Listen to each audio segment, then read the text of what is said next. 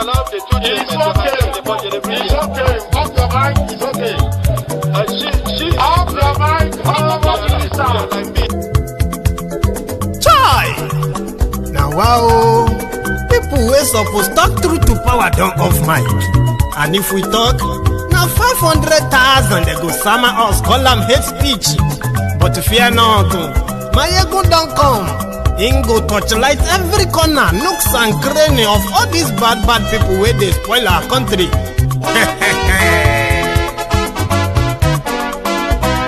So my people make we laugh, oh, yo, yo.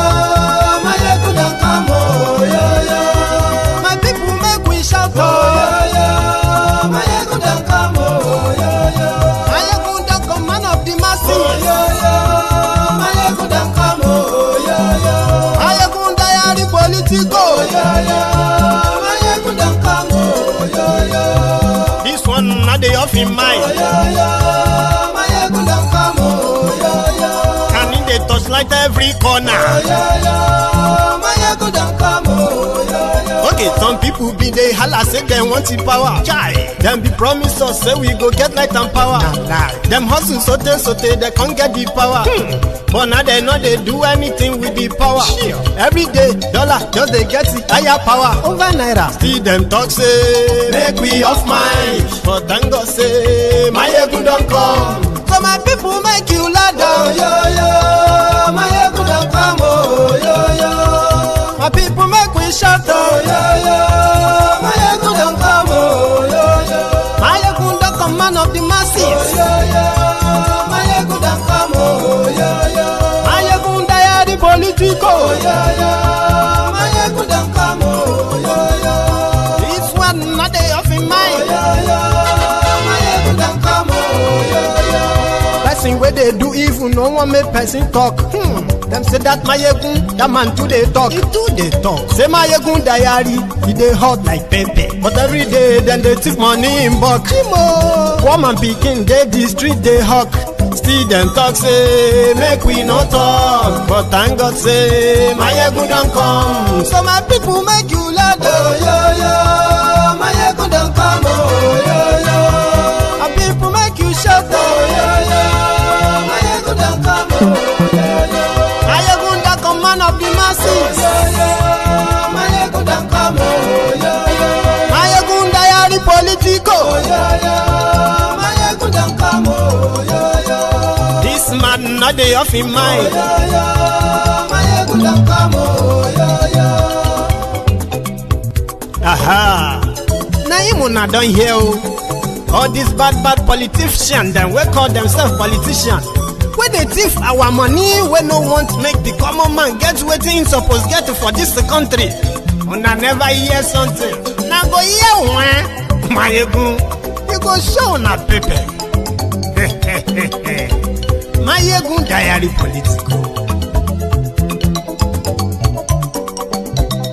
So my people make you shout, oh, yo, yo.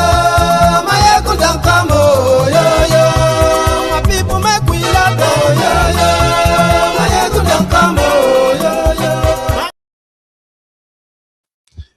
Hello, the brethren.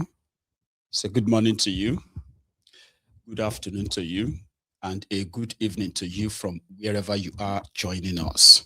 It is Mayegun live. And as you are tuning in, remember that after reading the caption of the broadcast, you should try and read the description of the broadcast as well.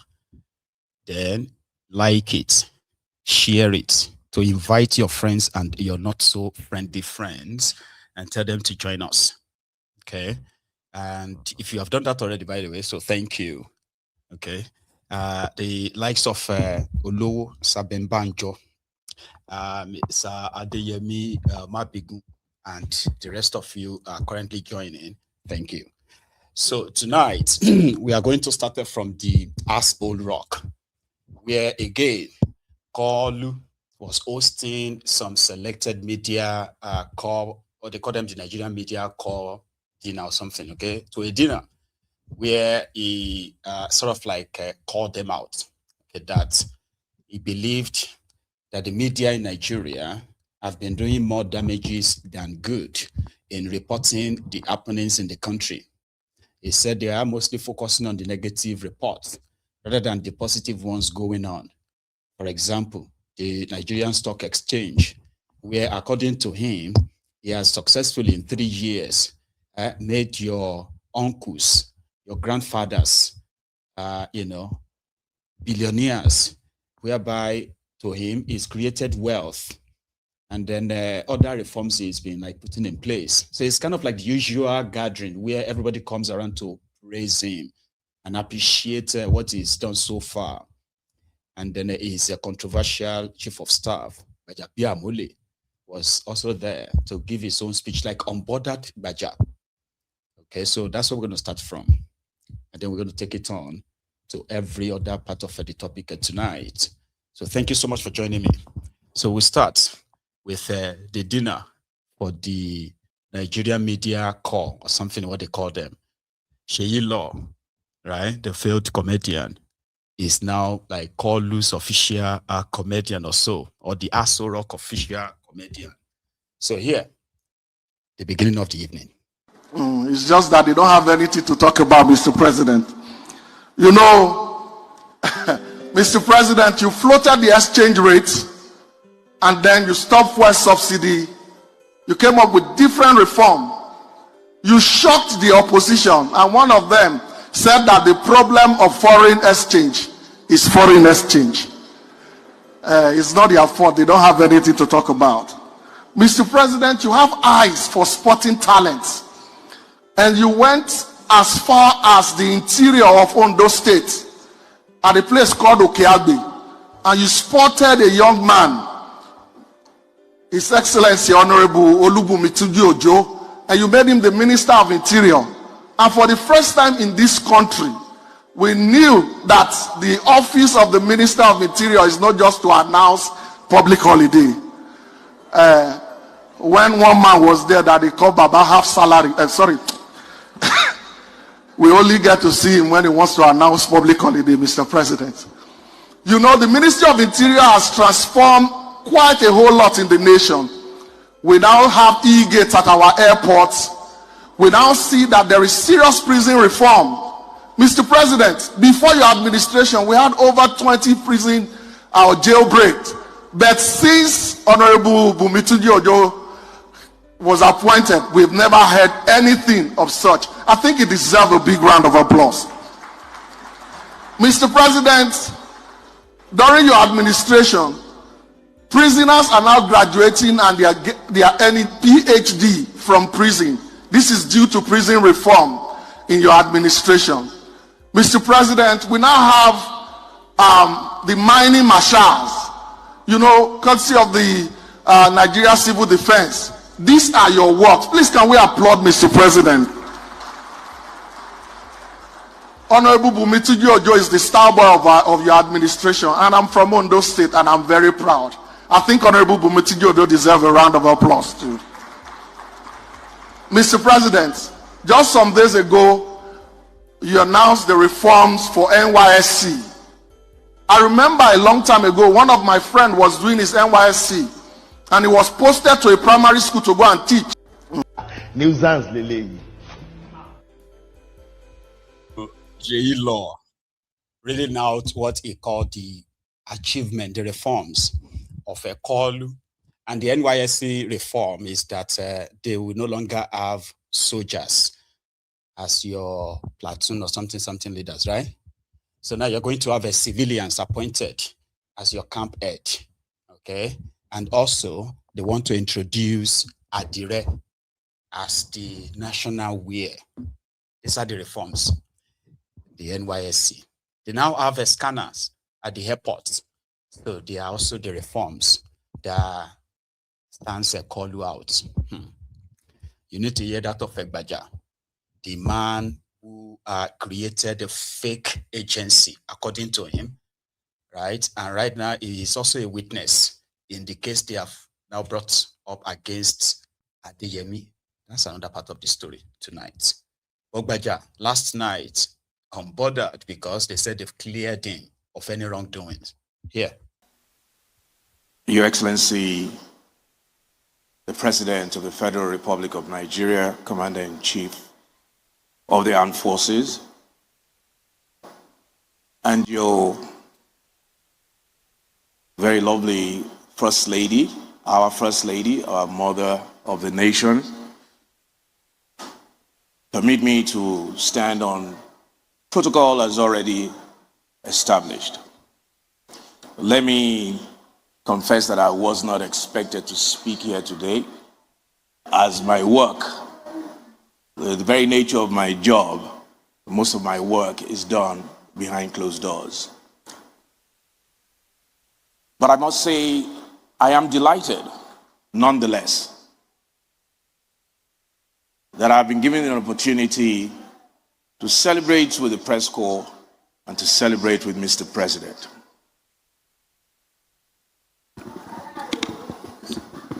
I must say this though, and I hope it's taken in good spirit, because from my understanding, press corps dinners, as we have seen all over the world, are meant to be occasions that are not taken too serious. There are lots of banters, lots of jokes, and nobody takes anyone serious.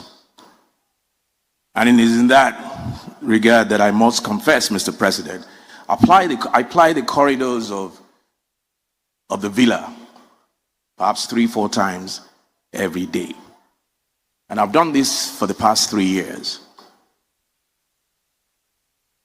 Till date, anytime I'm heading from the President's office back to my office, I meet with the press corps, several of them on the corridors. I must confess though that the chairman, even though I see him 3-4 times a day, anytime I pass, he greets me and I acknowledge him. I say, "Oh, Adams," as in Oshiomhole. So it takes me a few seconds before I realize that, okay, no, it's not Adams Oshiomhole. The similarity is uncanny. But it is clear that it is a man of purpose, a man who has served the press corps diligently, a man who takes his work passionately. And if it were in my power, which it isn't, this is the first time we'll have, perhaps, maybe change your constitution and have a legitimate third-term agenda. Mr. President, I want to thank you on behalf of the press corps. They have said that this is the first of so many things. First of its kind, first in this, first in that. You will continue to come first, Mr. President. Your achievements speak volumes beyond imagination. Many of us have followed you for years. But not in my wildest dream did I think that in 3 years, you would have under your belt what you have today. When people talk about reformers, or they talk about reformers, presidents, if you look all over the world, it only takes one reform for you to be tagged a reformer. Just one significant one. But when you're reforming, perhaps almost every quarter, when in 3 years you have about 10 reforms under your belt, the SGF has reeled out a couple of them, and personally, I believe that there's a lot more to come. We still talked about some in your office yesterday. Every day, it's one reform after the other. Your capacity for work is something that encourages, and many of us don't even understand how you do it. But we'll continue to follow you. In your second term, I believe that Nigerians will begin to understand. During campaigns 3-4 years ago, we said there was a precedent for every time or for a particular nation. We talked about Charles de Gaulle, we talked about this person, we talked about that person. There's no doubt that you are the president for Nigeria for this time. But thank you, Mr. President. But thank you, First Lady, because without a steady home front, Mr. President, no matter the capacity, will not be able to achieve half of what he has achieved. And I thank you on behalf of all Nigerians, on behalf of the staff of the villa. We thank you for what you do. We thank you, we see it, we hear it, and we feel it. Thank you very much, First Lady. So, for the press corps, congratulations once again. It's time for, if you like, some of you can, like I said, it's a casual dinner, press corps dinners all over the world, in America, that have perfected it. You can crack jokes. Come here, crack jokes, say whatever you want about me, about the SGF. Give the president high five if you want, but know that until next year, before you get to do that again. So I thank you once again for allowing me to speak on this occasion. God bless you.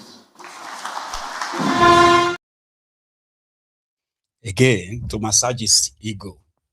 Okay, because they are the ones who are telling him that, yeah, people may be going through a lot, but we can ignore that and call that the sacrifices that people will need to make. So I apologize again for those who might be having audio issue, but I kind of think I'm trying to balance it up. So that's why I got the microphone closer to my mouth. So hopefully, right, I can keep it stable so that the voice can be like going in and out. So I saw that comment. So it was pretty much to massage Koolu's ego. And of course, in their conversation, okay, you can also get the hint of how their inner minds are currently working. Yes, they consider 2027 a foregone issue. It's just going to be a coronation, not an election, right? However, they are already planning ahead too, possibly to push a third term through a constitutional change, where they are going to slot in their one term, their 6-year, one single term or something. And Koolu will be very much like a push. By then, they believe that there will be no really any opposition against the Koolu in Nigeria anymore. Their permutations, right? Then Koolu himself, who came on. Well, mind you, the platform they have decided to create is to see how much they can control, the narratives pre-2027 and post-2027, because that is very important for them. The media needed to be sort of like, brought in. Not that they are not in. They already have so much leverage on the media in Nigeria. Social media is the problem. They've tried so many ways. They've enacted laws, cyberbullying, this, that, right? In order to control what people put out there. But unfortunately, they've not really been able to do that, other than to intimidate the people, the citizens. But when it comes to their normal traditional media stuff, right, they have leverage. But again, they needed to have a full grip. So they call it the press corps, presidential press corps dinner. It will now be an annual thing. So if you need access to Koolu or his regime as a media practitioner or a media executive, right, this may be your window. And that's what they are trying to create. But they have more on their hands. And that is why when Koolu was addressing them, he categorically told them that freedom of speech is not the freedom to defame. Meaning, because you can say things doesn't mean you can say defamatory things about people, like wrong or lie about them, okay? But in fact, he is not in the position to possibly remind anyone. If you're saying something that is not true, whoever feels slandered, they can sue you for libel. There is law about that already. But this is him trying to remind the media that the freedom to share information is not the freedom to mislead the people. He wanted them to talk more about the things that himself and his gang are cooking up, all these statistics that are completely baseless, right? Which they are praising themselves on, okay? The statistics that doesn't really meet the reality. So they wanted the media to keep promoting that. Questioning them is considered as you being an opposition, not doing your job. So Koolu, in his own opening speech, called his vexed lady, Remy, the Yalakara. Then he went on his own tirade. First. Good evening, gentlemen of the press, ladies and gentlemen. My dear wife, the First Lady, Yalakara.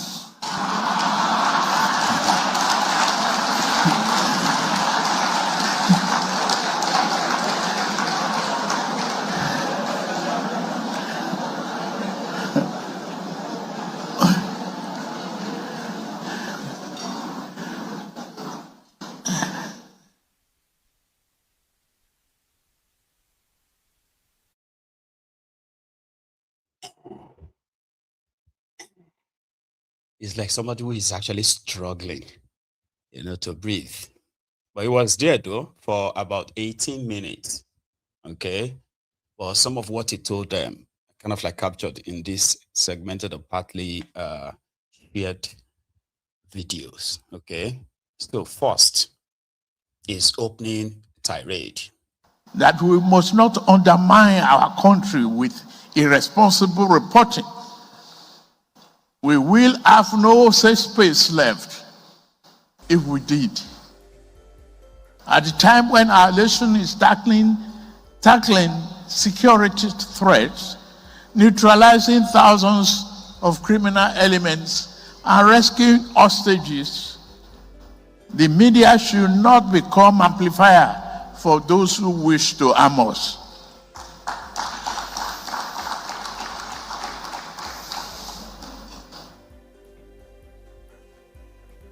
They want us divided. They want you and I to be afraid of one another. We will not surrender to their whims and crises. The media must resist the temptation of becoming megaphones for terrorists and kidnappers. We must protect our nation.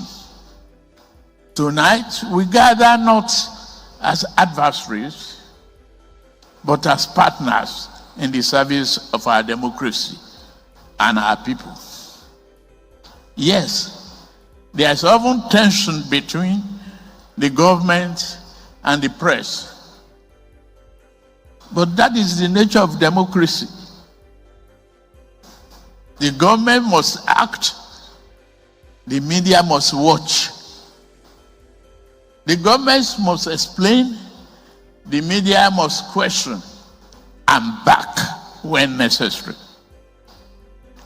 It is this healthy tension that strengthens our republic. As the president, I've often found myself both praised and sometimes criticized, and sometimes in the same newspaper, in different days. One day I read in the headline that I said TINUBU's cost big in the economy and Nigerian economy is expanding. The very next day, the same newspaper turned to another page, I saw the backline. I encountered another headline. Nigeria's economy falters as TINUBU loses grip.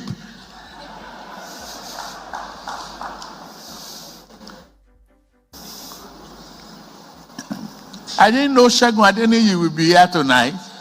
His last back page on security. I still have a copy on my desk. Very rich outline.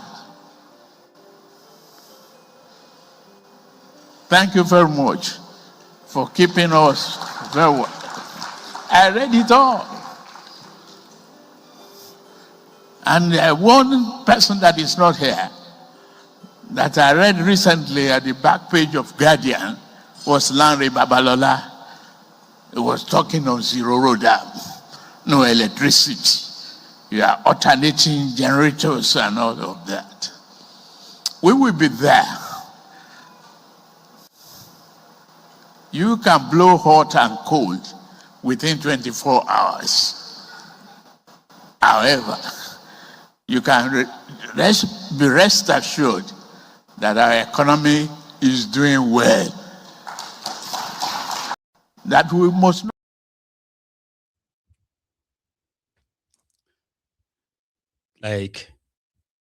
Meanwhile, there's something I can probably take away from all of that, and that is Koolu is aware of what is going on, but it seems on his desk, wherever views and opinions exposed his failures, right? And he's not being praised. They always sort of like separate those ones aside, and then keep the ones where he's being praised on the side. The bottom line is that he knows what is going on. But the mindset of looking at them is not that of somebody who knows that he's the president of a country, right? Whereby sometimes those who probably praises you, right, are not those who are helping you. Rather, you look at those ones who are pointing out to your flaws. But the mindset is not to see flaws, except the ones they want to like passively admit to. Here you get, yeah, there is still insecurity. But you don't really have to be talking about insecurity when you should be talking about a stock exchange. You shouldn't be talking too much about poverty when you should be talking about the people we are giving money to, 5,000 naira every month, 10,000 naira every month. You should not be talking about the cost of living when we're already borrowing students money to go to school. You should be promoting things like that and ignore the rest in a way that don't make that something that makes it look like we are looking bad. Now he's saying that to them directly. This is no longer his own agent talking to these media guys, going everywhere to try to, because it's always like fights almost all the time. When you see TINUBU's men on TV, they're always like fighting because they are there to just praise him. His ideas are brilliant. Here you get, I promised you electricity. Yes, I did, but we will get there. I said that the economy will be better, but it's better now, but you may not be feeling it, right? But you will still feel it. That is the illusion they are living. And that's kind of like the reason why it is so difficult for any government to be responsive to the people, because on the one hand, they can tell what is going wrong, but they have this mindset that, listen, the wrongs will always be going wrong anyway, no matter what you do. Let's focus on what we think you are doing. And what is that? Nothing. So Koolu then went on to talk about this booming economy and the rest of that before he reminded everybody that freedom of speech is not a freedom to defame.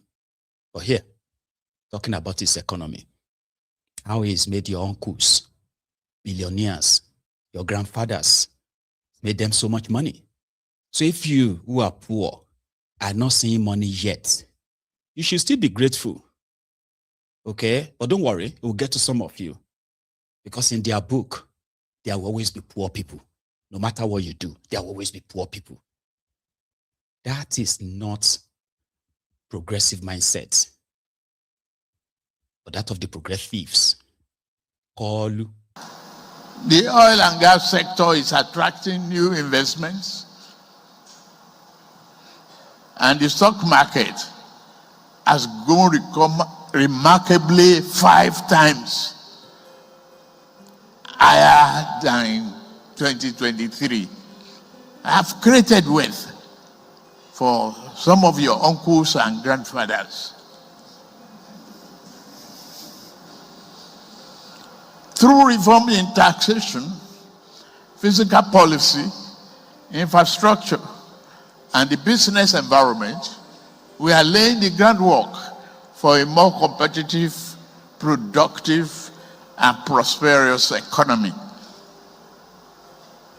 The journey is yet complete. Challenges remain, but the path is clear, and the foundation for long-term growth are being established. On security, our administration has adopted a determined and multidimensional approach. Military operations have intensified. Intelligence gathering has improved. Interagency and international cooperation are yielding results. Thousands of criminal elements and terrorists are being neutralized, hostages are being rescued, and communities once under threat are being reclaimed.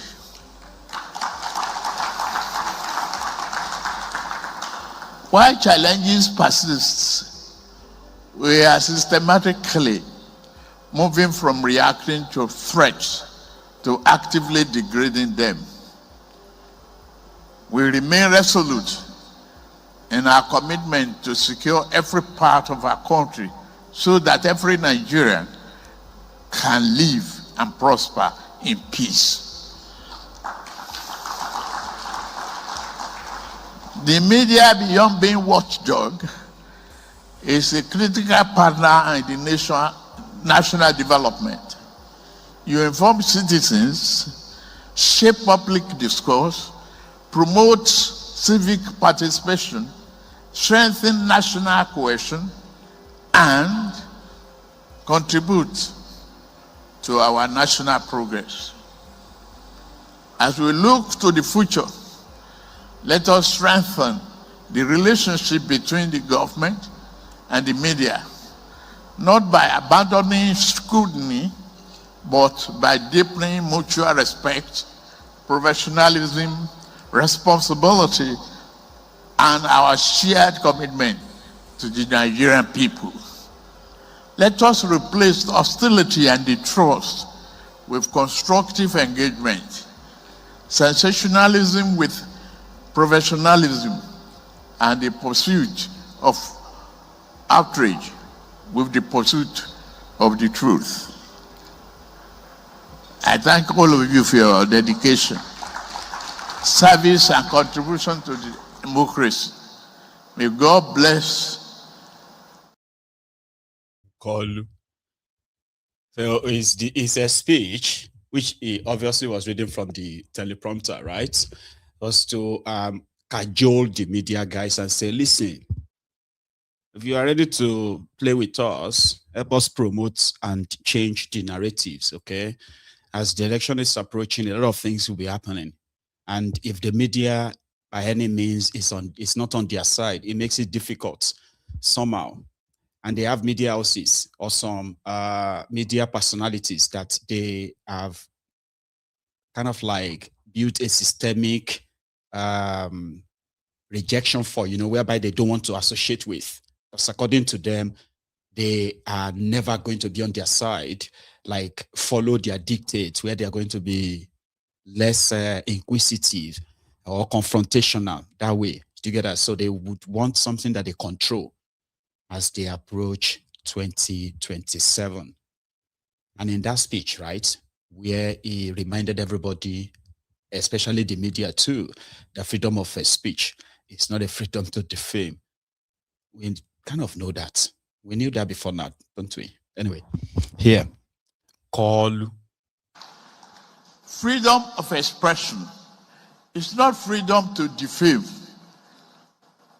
Freedom of the press is not freedom to mislead.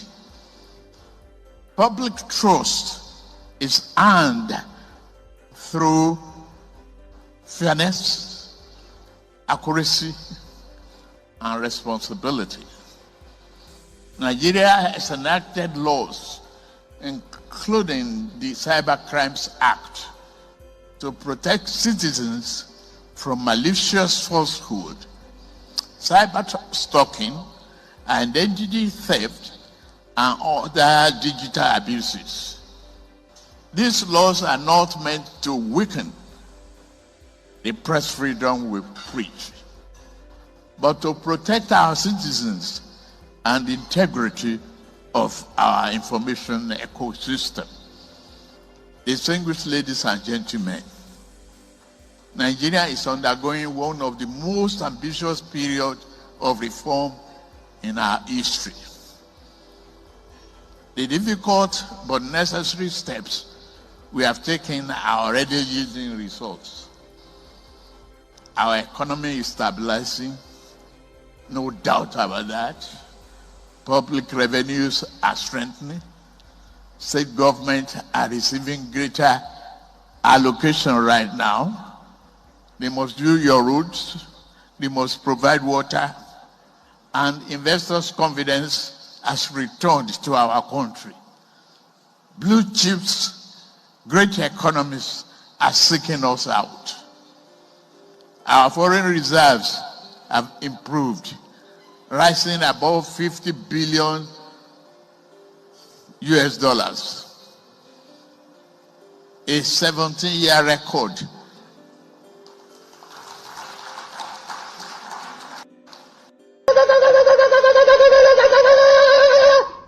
He has no job.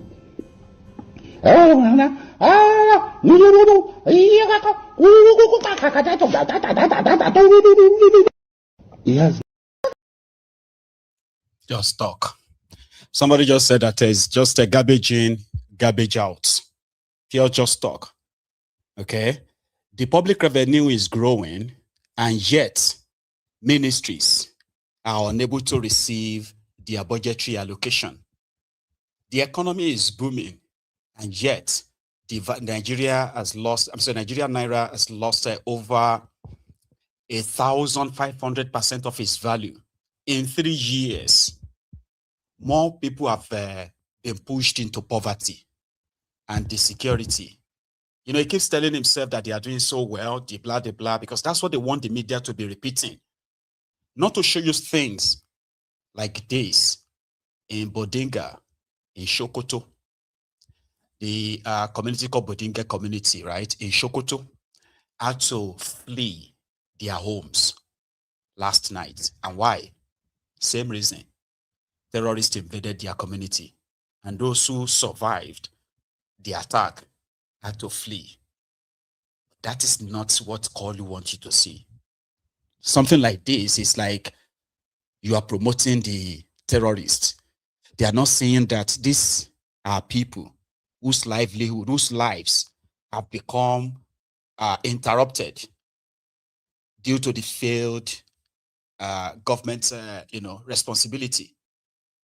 And then women, children, elderly, disabled men would have to leave for those who survive, while others have been killed.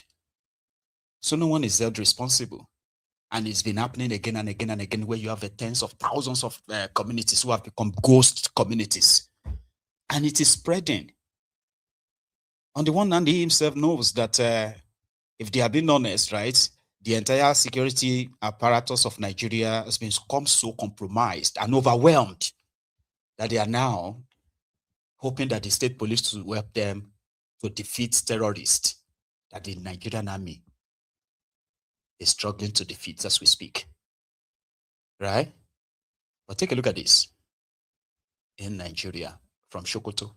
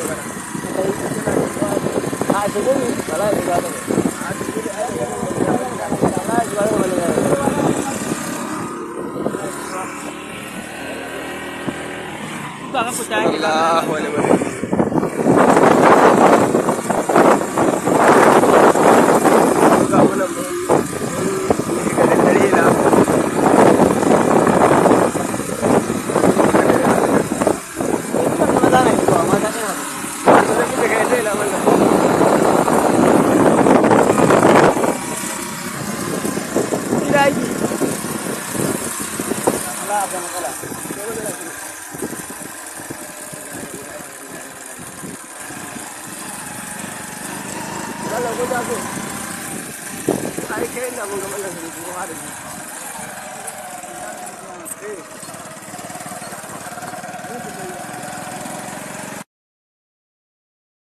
mean, like, normally, when something like that happens, shouldn't the Nigerian military, Nigerian Air Force, the Nigerian media, the Nigerian Emergency Management Agency, the authority, NEMA, and police, shouldn't they be those who are going to rescue or support the ones who, the survivors, provide shelter for them, medicals and all that, and have them safely relocated somewhere while they tackle those who have attacked them. And within days, you can return them back to their homes. Shouldn't that be the normal procedure? Or sharing something like that is considered as bullying the president, making them look bad. Why do you have to show that?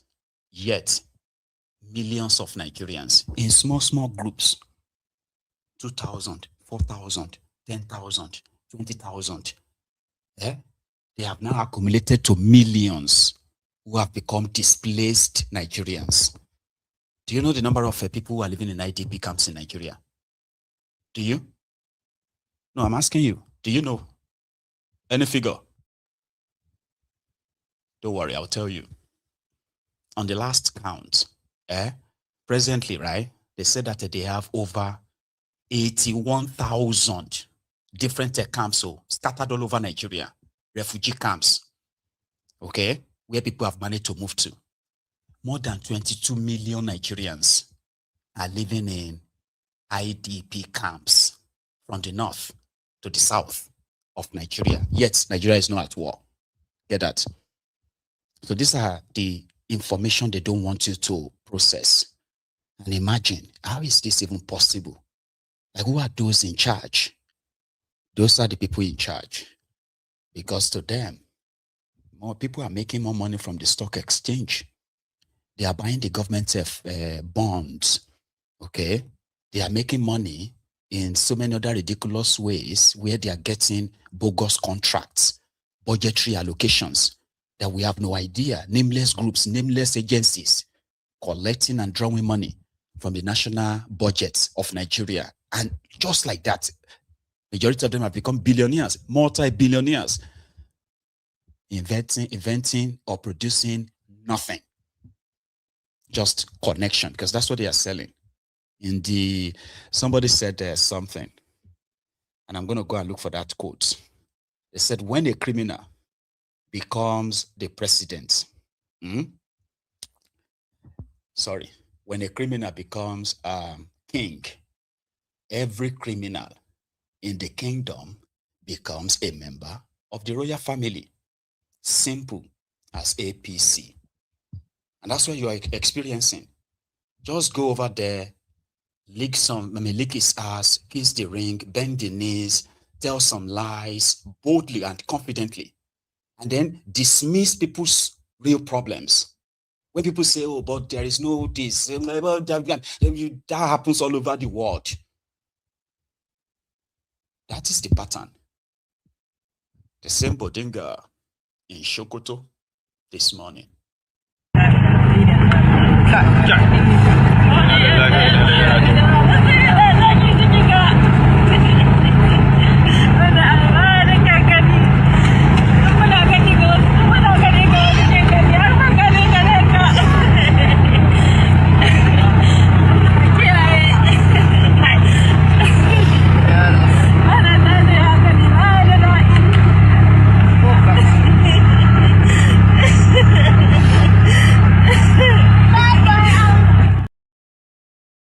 Have been killed. Those are the survivors who walked overnight, running away from their own community. There is no police in sight. There is no emergency agency or whatever in sight. There is nothing. We have had reports where people were running away from their attackers after they survived, right? Only for these terrorists to track them down tens of kilometers away from their communities they ran away from, and then attacked them again and killed as many as possible again. And this is the site. This is what it is. All over these hot spots. And guess what? It's not just the civilians who are losing their lives in droves. Even security officials, security officers, all these soldiers or NSCDC, those civil defense, right? Even police. A lot of them who have been drafted, then not to talk of the civilian JTF. Those ones are the hunters or retired force men who formed the joint task force, but the civilian task force, sort of. So they are there with the military because they are those who are believed to understand the terrain. Some of these hotspots, a lot of them have lost their lives, and I'm talking about thousands in this fight, you know. But people kept saying that if you want to get to the end of a problem, the right thing to do, okay, is not to continue to cut the problem on the head. It's to the root. They kept telling us that some people are so powerful that even TINUBU and his gang would dare not touch them. I don't believe that. But there's something called, this political will. The political will to go ahead and get rid of those who are funding or sponsoring this terrorism. As government knows, TINUBU knows those behind all of this. But because of his own political vulnerability that I actually don't even understand, they have something in Nigeria right now that you can consider as a state capture. So who do you think TINUBU should be afraid of anymore, right? That they are watching Nigerians being slaughtered this way. However, they are telling themselves that, well, no matter what they do, right, people are always still going to be killed. Just like some of his supporters will say, now today that they kill people.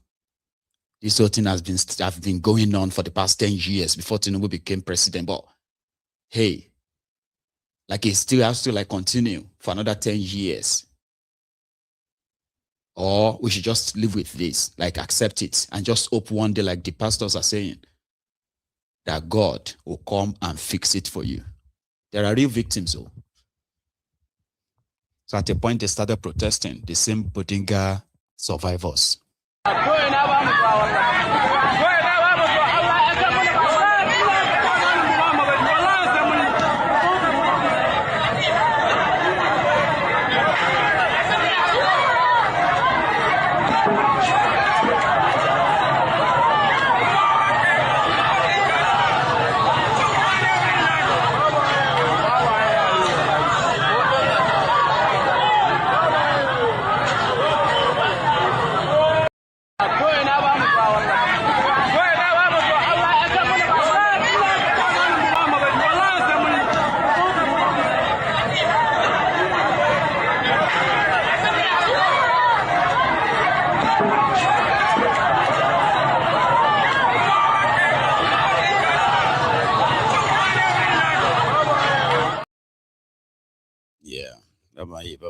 The government has to do something, the blah, blah. That's it. And that's just like a one of maybe 10 of such incidents, just one that made it to the social media. So when you amplify it, and that makes them uncomfortable, okay? And they will tell you that it's just isolated cases, but one too many, right?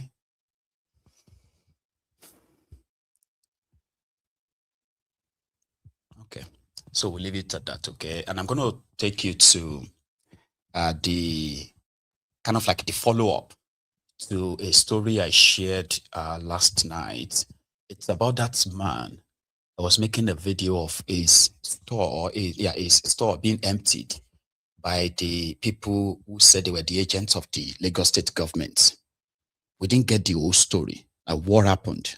How could you allow people to break into your shop without the court warrant, without maybe the police seal or anything to give authorization to who is behind taking your stuff from your store, right? Then the guy went on to go and make a video to explain to us that this was not even just about the store. It's about the entire building, the Mandela's building in Victoria Island, right? And the reason why the Lagos state government is actually taking the ownership of the complex after the real owner, who seems to be non-Nigerians, right? The real owner of the Mandela's building sold it to this Mr. Ejiofor or Noah. And then the Lagos state government at that point decided to take ownership of it without any compensation, for him. His story, I just want to make it like a follow-up before we go into other things. It's actually a long watch, by the way. Okay, so sit back and watch this. My name is Honora Ezokafo. I'm from Anambra State in Nigeria. Some videos were put up on social media by me, and I want to make clarification because a lot of people were asking what actually happened. So I just want to take out this time to explain what actually happened. This is regarding the Mandela's property, where some of the videos showed where people were roofing properties that belong to the building that I own through my company, Area FM Radio Limited. Mandela's building was formerly belonging to Mandela's Group Limited. But sometime in 2020, the company wanted to sell the property and they offered it to the public.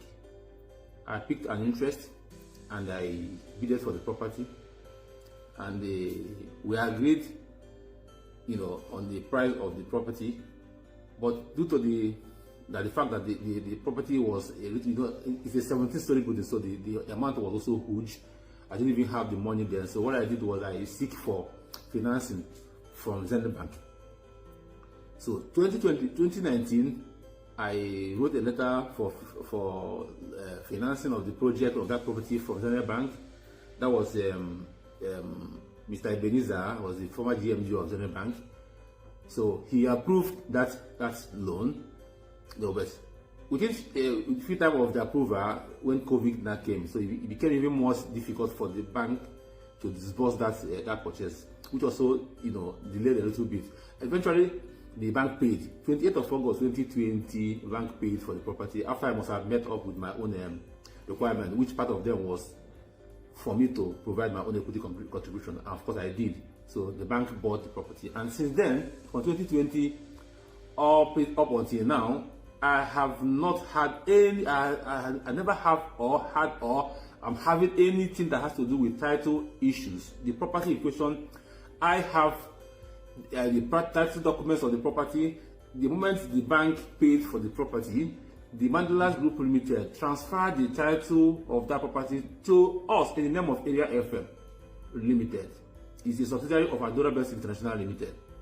So since then, we've been enjoying peaceful occupation in the property without any interruption until sometime in 2024, to be precise, 21st of January, when a fire incident happened. In fact, fire engulfed the property. So after then, the Lagos State government, through one of the agencies, the Safety Commission, sealed the property, and everybody was meant to vacate the property. Of course, after the fire incident, the Lagos State Building Control Agency came, started demolition. The fire in question affected only the first floor, third floor, and maybe a few of the fourth floor, thereabout, And thank God to Lagos State government firefighting agency that also helped out in putting out the fire, and also kudos to also the governor of the state who also, made sure that everything was put into calm.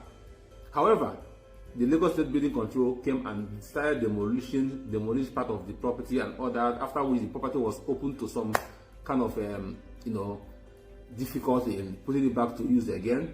Of course, I have to sort for, from Lagos State government to also put it back in use, because don't forget that at that time, it was still on loan, so I have to also make it possible for the building to keep on paying, servicing the loan, all right? So I went to Lagos State Safety Commission. They said before they will be able to talk on that property, I have to go and do non-destructive test. Then they referred me to Lagos State Ministry of Material Testing and Laboratory. So I went there.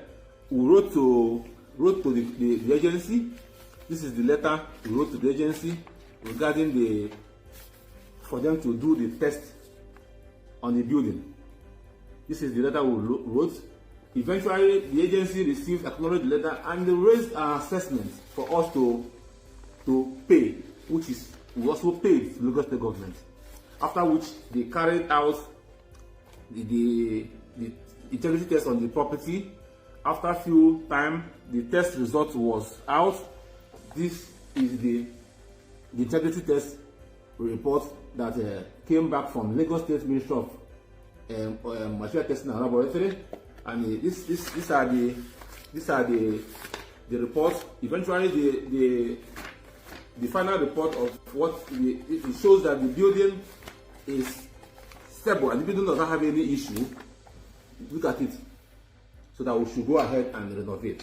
At that point, we went to Physical Planning Authority for us to apply for renovation permits for us to be able to to start development and also remodeling of the property. And they listed everything that we needed to do for us to go back to renovation. Part of them was for us to go and do our architectural drawing, which we also did. The structural drawing we did. We also structural drawing, MIE, all the whole drawing, we completed it, and other requirements which we met. At the end of the day, the Lagos State government now, including the non-integrity test, which was even part of the major request from every agency that we went to, requested for this integrity test, which was part of the documents we submitted, and the title documents and other. So eventually they issued us a certificate. This is the approval permit. They issued us a renovation permit dated 18th of August 2025. This is barely about a few months behind. So we tried to also go back to renovation of the property. Of course, it's also a setback to our business. So what we did was also request for another additional fund from the bank for us to renovate the property. We requested for funds from the bank to renovate the property. So, which in principle, the bank has also actually approved the loan for us to renovate. However, on us now, to our greatest surprise, on Friday, we have security personnel on site. On Friday, I was at a TLS where I went to submit my renewal of my Italian visa because I am supposed to be traveling for some business engagement. Some of my staff called me that there are members of the Lagos State agency, Lagos State Building Control, the task force of Lagos State, and the policemen. They were in the building trying to enter into the property, and they are insisting that they must open up the place. And I told them that, what are you people calling me for? If they want you people to open, there's nothing we are hiding. We are not doing anything on the building up now. Open for them. Let them go. Let them go and check. Let them go and inspect. If possible, they want to do inspection. And they brought the key. They opened for them. They went from ground floor to 17th floor. They went there and inspected everywhere and came back. But today, another surprising thing was that they now asked my boy not to come back to the building anymore. That they are going to take over the property.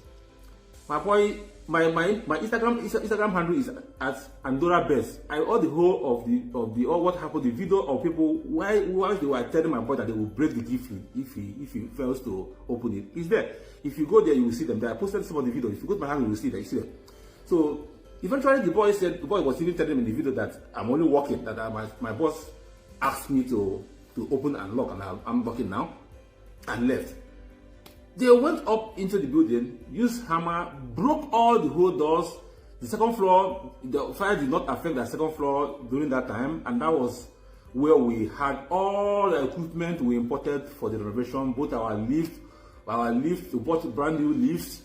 The building has had 3 lifts before the fire, and we bought 3 brand new lifts. The air condition system, the panel, a lot of things, everything in the place. This architectural plan here, we have about 72 rooms hotel that is planned to be on top of the building. Every equipment, both safe, both fridge, both ACs, everything that we bought part of that second floor as our where we have our storage was broken and taken away by the men of I don't know who they are anyway, because I was meant to believe that they were people from Lagos State Lagos State Building Control Agency. The vehicle they came to that day had the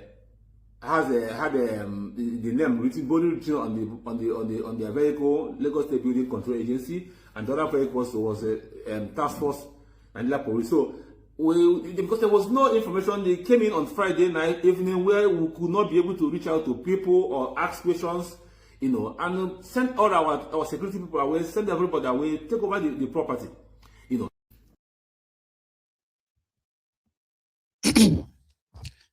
Just like that. So according to him, right? So the building itself is like maybe 17, 18 floors. So the fire affected part of like 3 floors, right? Partly.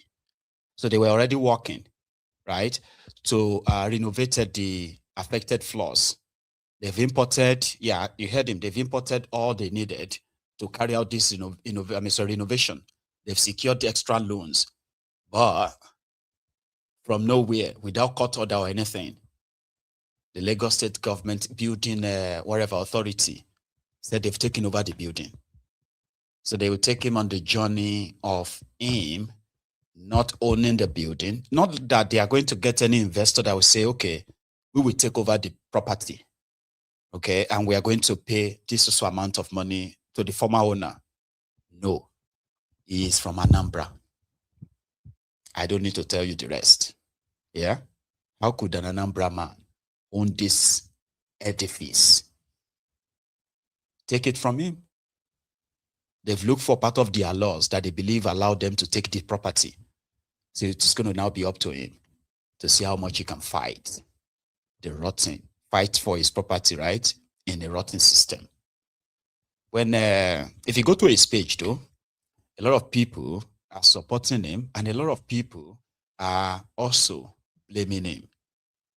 After 2023 charade, any smart businessman of the Eastern extraction should have started divesting their investment from Lagos, because to them, right, they will become the collateral of the aftermath of that election. You are approaching 2027 again, right? A lot of them, even some of them who are supposed to be in the good books of these guys running things in Lagos, they will find themselves in the grinding machine. I said their 2027 approaches, and whatever the aftermath is going to be, we'll be here. Sorry, Mr. Honora. Yeah, they are talking about their reform for the NYSC. Not like, oh, you know what? Right now, we want to reform the NYSC based on the current reality of Nigeria. Everyone who is participating in the National Youth Service program, right, will be provided this, that. You will get a life insurance. If you get kidnapped, they will ensure that the state covers any cost of rescuing you. In all of that stuff, right, you can say, oh, yeah. Now, in fact, we are reforming the NYSC in a way that we want to pick those of you who are professionals enough that you can easily get automatic employment in the civil service to fill up some of the reform program of this regime. But that is not the point. They are reforming the NYSC, where they are going to change the national uniform of the NYSC from the khaki to Adire. And when they are asking the Minister of Youth, the guy, the brain behind the reform of NYSC, listen to him. It is time for us to bring back the value chain of creating jobs for the young people. So it's not even about the uniform. It's not even about the uniform. It's not even about the this thing. It's not even about that. It's about, we have 70% of Nigerians that are young people. For the past 2-3 years now, going to 3 years, university has been running without strike. People are graduating. NYSC is accommodating them. After NYSC, what next? And that's the question. Yeah, Minister, we have 30 seconds more. So 2 questions you can answer in 30 seconds. When are we expecting this amendment to take place? So when is it kickstarting? And I hope the uniforms will be produced in Nigeria. No, that is Ankara, sir. Or what was it? What was the name of this? That's why we are touching the economy. What's the name of Adire? If is Adire. So Adire is being produced in Nigeria. We have it in Ogun, we have in Kwara, we have textile industry. Let's put our money back into the country. Yes, I was asking, when are we expecting this reform to kick this year, next year? No, it's not. There's nothing like this year. This year it's a process. We have been on the process. We are looking at those ones that we can implement without the act. We are looking at those ones that we wait for the act, and we are pushing. And and that is why it's good to be a youth minister as a youth. So it's for me to go and prostrate to the National Assembly, prostrate to them, and tell them that, see, this is not something. It's something that you should treat like a state police. It's something that you should treat like other things so that you can put it. And we have a listening president. We have a president that listens to things if you can be able to convince him better and how to see his own view about the economy. So we have that president that talks to us, that listens to us. As of yesterday, I was still with him. And it's an engagement. And he's also ready to also help us. It's not going to be easy. No reform is going to be easy. Right. But it's a process that we need to start from somewhere. It is time for us to... Nuisance Lele. Youth Minister of Nigeria. I think the old joke writes itself, Abi. So the reform is that they are going to introduce Ankara as well as Adire so that they can create jobs for some of you after serving. And Adire is produced in Nigeria. Is the brown khaki not produced in Nigeria? Is that imported, right? Oh, what a shame. Okay. So a lot of people are now saying that why Adire is Yoruba cloth. I said, no, Adire is not Yoruba cloth though. I mean, Adire is not produced in Yoruba land alone. Okay. So you have them being produced in the north, a lot of it too, by the way.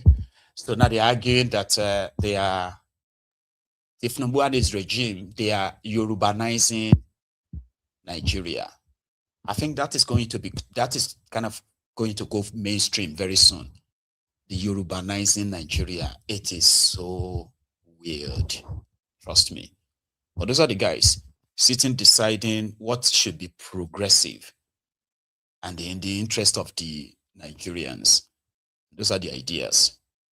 In Katsina State, where they have suffered greatly in the hands of the likes of Turuji, Bello Turuji, Ado Alero, and so many of those deadly terrorists, Fulani terrorists operating in that part of Nigeria. I haven't really seen them this much. But something happened yesterday when in that same casino, right, the people took to the streets demanding that the government or the police should release a suspected person who is accused of blasphemy. And that is saying something about the prophet. They became enraged. They enraged, right, that they were demanding that the police should release that person to them so that they could lynch him. He was in casino. Look at him. kamar da kuke gani dandazon al'ummar jihar Katsina ne suke nuna zanga su da damuwa kan yadda wani ya kacanci da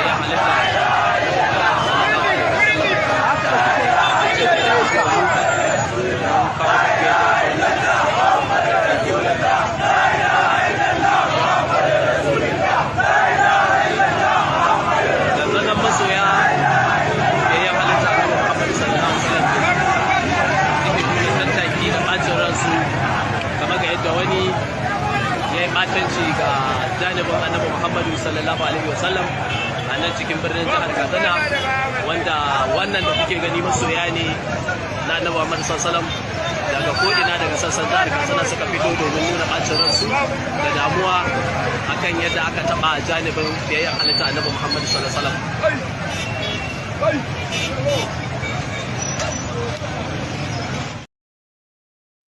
Because of Anabuwa Muhammad sallallahu alaihi wasallam, I have a caller, and I'm so sorry that I don't know if you are still there. Are you? Hello. Okay. I am so sorry if I lost that caller. So I had somebody on, but I think it took longer. So they were on the streets. Did you see that number? They have never protested in that number against the insecurity that has crippled their own daily living. Not like that. They are willing. Give us that person so that we can lynch him now. All right? Because that's what we must do. And if you don't, then there's going to be chaos in the city. There's going to be chaos in this town.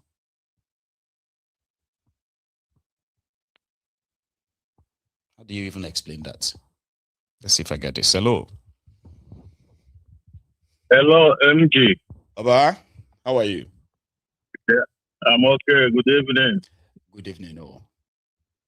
Yeah, remember blessed. Remember blessed. Amen. And you too, Baba. Thanks so much for calling in. Yeah.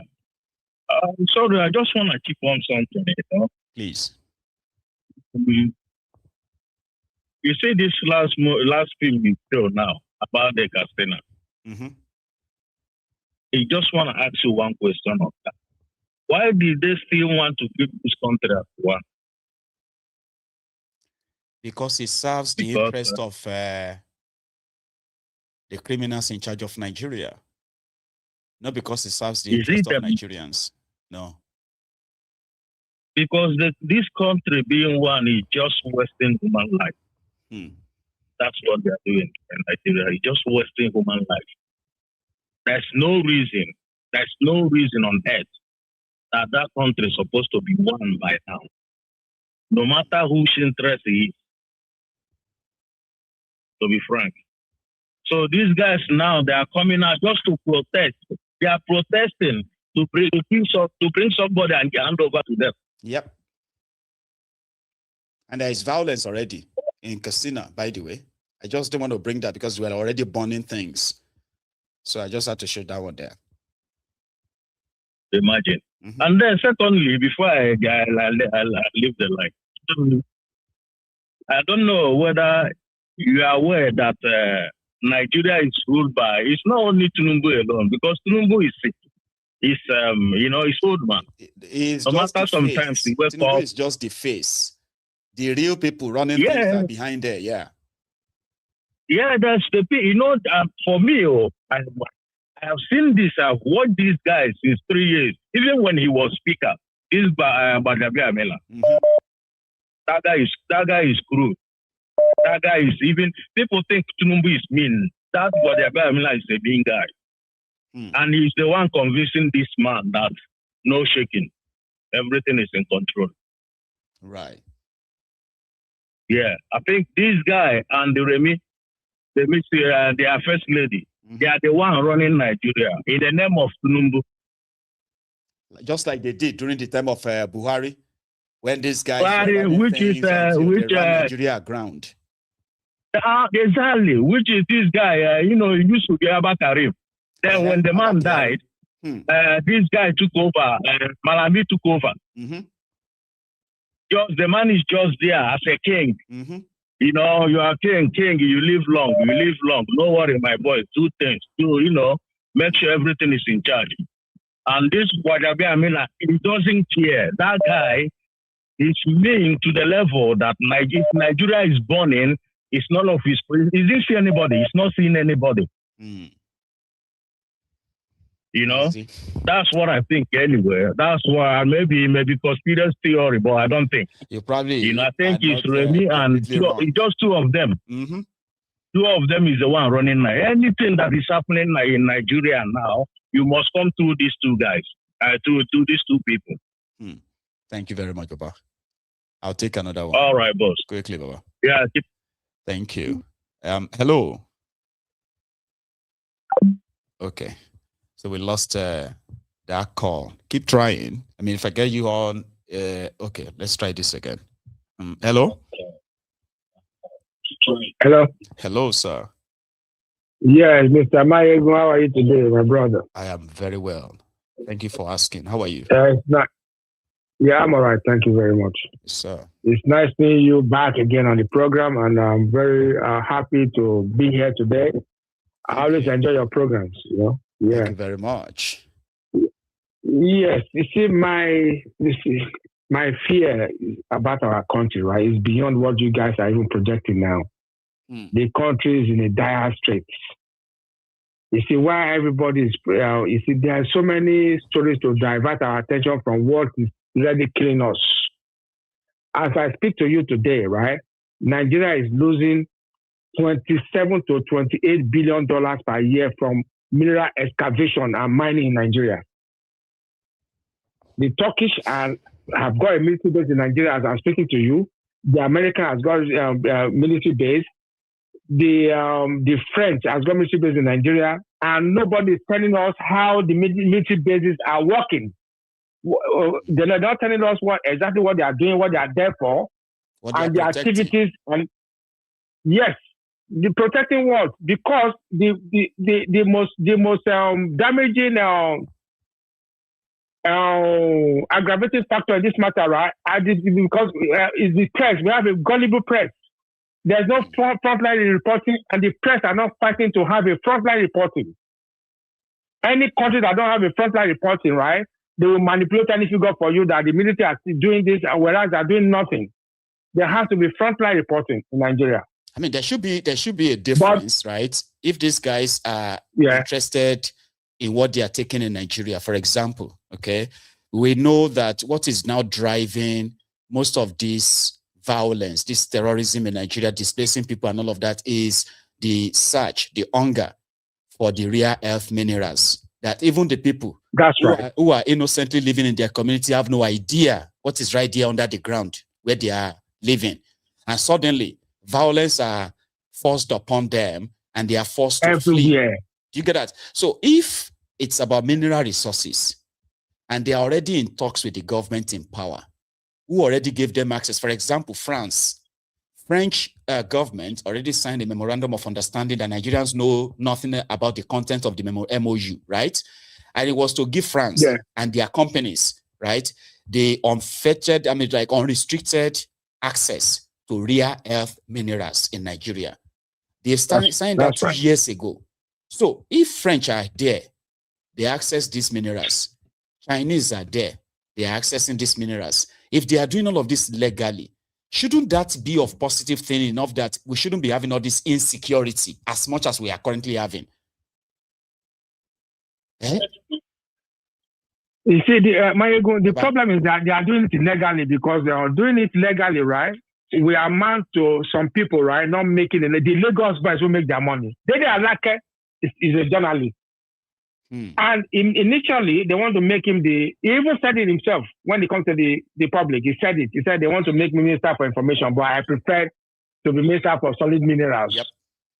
And 3 months after I became the minister, they assigned 2,000 NSDC officers, right, to assist him to fight illegal mining. What happens today? Have we heard anything from that section? Nothing. Because Gbajabiamila is making more than $500 million a month for himself. Because I have a blueprint. I have exactly what's happening. Right? I have a first-hand information exactly what's happening in that area. Because I'm not going to talk about that now. Come to think of it, all of these things that they are taking from Nigeria, they are not processing them in Nigeria. They are taking them out of Nigeria. So how are they taking them out of Nigeria and not a single discovery has been made about illegal minerals they took from Nigeria to all these countries? Like you mentioned earlier, how come we have not even seen, we have seen videos of illegal mining sites scattered all over the place? Whatever they are taking, that's right. Who are those taking it from them? How are they taking them out of Nigeria? I went to Nigeria last month, right, with my investigative camera, and I followed the trail. I followed the trail, right, and I got to understand that the custom, they are all complicit. The traditional rulers, the kings are complicit. About 22 army generals are complicit in this operation. You understand what I'm saying? The custom, the immigration, all of them are complicit, and they take them to Nigerian ports. And what they declare on this thing, they declare cocoa and charcoal.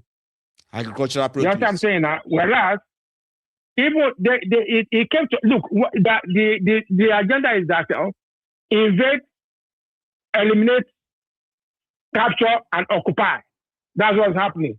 That's what's happening. You see, Oyo today, Oyo is saying they are all occupied now. If you know what's going on, he's saying, if I show you from my camera what is going on there, you cry. Mayego, you will cry.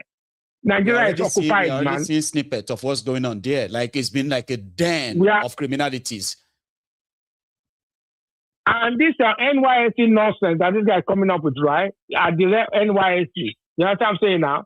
So it means that anybody that we are in Nigeria now, you know Nigeria wear Adire naturally. It means anybody that we are now is an NYSC personnel. Because it means everybody that we are maybe they will make a special one now. They will make a special one that everybody will know this one is for NYSC. Which special one? It's just to make contract to somebody to start to become multi-billionaires too, yeah. My good, Nigeria get problem. They can leave you, make other guys come out to the platform. Is that something to you, my good? Good evening. Thank you so much. You have a good one. You too, yeah. I mean, it's not really hard to decode. You don't even need to be a genius to understand that TINUBU's regime is about chop, I chop. If you are hitting, you do not talk. Okay? Just note that those who are talking is because they are not eating. And it's not your problem that they are not eating. So you have to be that selfish. That is the template of a Koolu. For those who know very well, though, right? So, but let's leave that again and touch on something else. As Lagos continue to demolish illegal structures here and there, right? And at the same time, they are failing in their waste management. We all believe that even when they carry out some of this public destruction of illegal structures, as they call them, right, for the camera, 2-3 weeks or even a month after that, these people are also back on these spots, while the same government officials will be there collecting money from them, okay? So I saw that of Lagos, and I have started seeing that of Abia too. And that of Abia, where the task force are also going after the street traders, clearing them out in order to make the road sort of like architecture to show properly, so to say, right? A lot of them are not happy. So I'm going to take you to Abia and then to Lagos, okay? And let's see how that goes before our next one again, right? Here, Abia State. All right, we are live at Ehi Road by Adazi, why the member of Abia Harmonized Task Force Aba chapter is actually ensuring that the Aba roads and every other connectivities is being cleared. You know, some of these women don't hear. They don't used to hear. When you tell them leave the road, you will not hear. You see, when you say leave the road, they will not hear. When the task force will come, it look as if that they are trying to destroy their goods. Now, they will not hear leave the road. Why are you shouting Jesus? Say, man, will leave the road. Eh? You are shouting. What is Jesus? Say, man, will leave the road.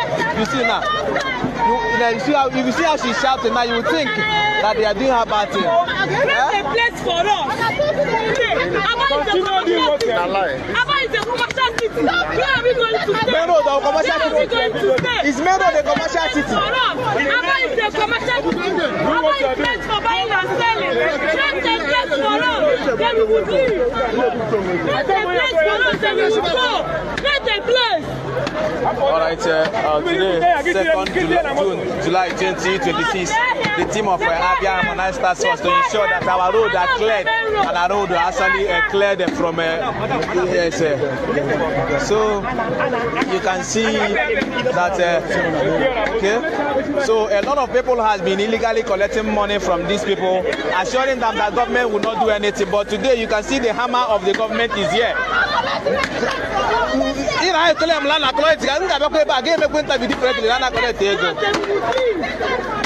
You can see the Harmonized Task Force is doing their job. After some unknown faces have come to charge them and collect money from them, mommy, and I know they get back, and I know they get back. Won't give it Zoku. Won't give it Zoku. Get it back, and I know they get back, and I know they get back.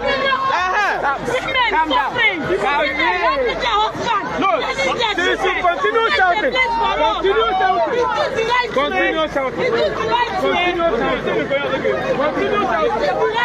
I am a young girl, I'm a student. For you to lie, Rishi found her here. You will come. For you to lie, Rishi her. You're lying. So when you are now total enforcement of end the street trading in Aba Road. Mommy, come on down. Government have been making it on wala. No. Come on down. Iya Baba kai no want to vote. Now the question ananu nego ko anu nego. What can you na to ase? Why she lying? Ego le kun na ko every day ba. 200. And don't matter na nu ya. But akwa gwaru no pono zo. Nda ha na anu no gosu no no.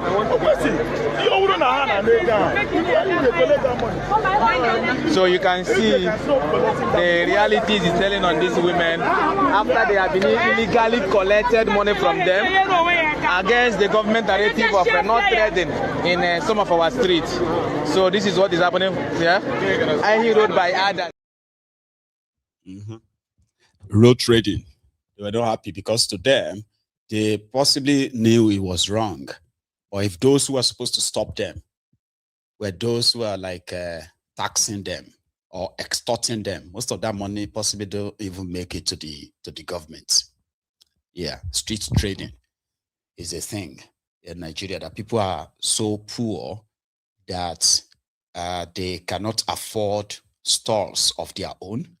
And most of the time, they possibly feels like it is cheaper to set up their shops on the road and all that. In Lagos, this Lagos Badagry Express Road going from Okoko to all those folks or something, in all those places, Agbara, the other side. Then Badagry. Lagos State government was also busy there too, a few days ago, where they are also demolishing shanties constructed in the medians in their name of clearing the state. It is just never ending.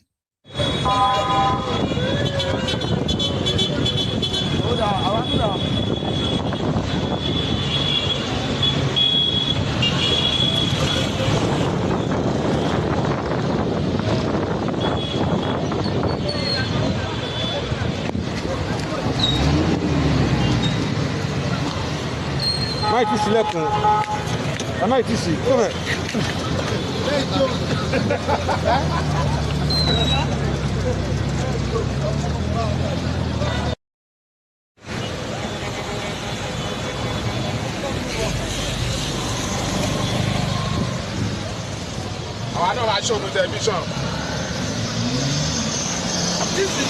I know they spend. I see they follow what we have.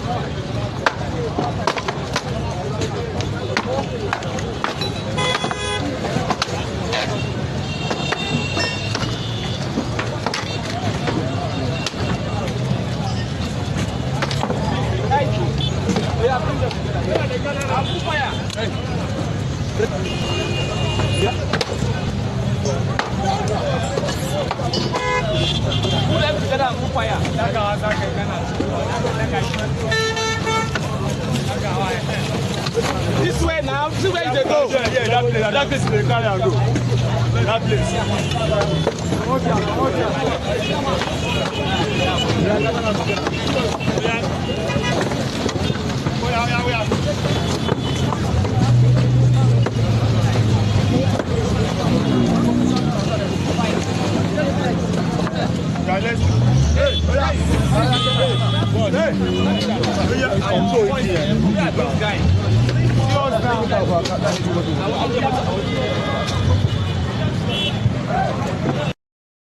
All times is working. Nobody is permitted to malinga. The moment you malinga, we have ECOMOG truck, not even Black Maria. You know ECOMOG truck? You don't know it, you will know it today. You will know it today. So we have sectional heads. We will have the head from CAI, from task force, from LOMA, from RRS. If anybody is found doing nothing, idling around, we are here to work. We are going to do what? We put you inside the ECOMOG truck. By tomorrow we are going to use, what is it called? Black Maria. So we are going to share ourselves into three. And we cover the stretch of this road. Then we advance. We have given them notice and it elapsed on Thursday. So now it's proper enforcement. And one thing you must always observe at all times is nobody walks alone. Nobody walks alone. Always be with your partner. You move with your partner, you work with your partner. That is when we are going to achieve what is called teamwork. If you are tired, you want to drink water, take permission. No. Otherwise, you will enter ECOMOG. If you know you are not ready for this exercise, raise up your hand. I'm not ready, raise up my hand. So, I will, okay, please, maybe you want to talk to them. Time my job. We, please, like you all know, the level of compliance is impressive. What we need to do here right now is to make sure that those of them who are the passengers, who are not law abiding, we make sure we enforce it. How do we do it? Those of them. Come now, come on.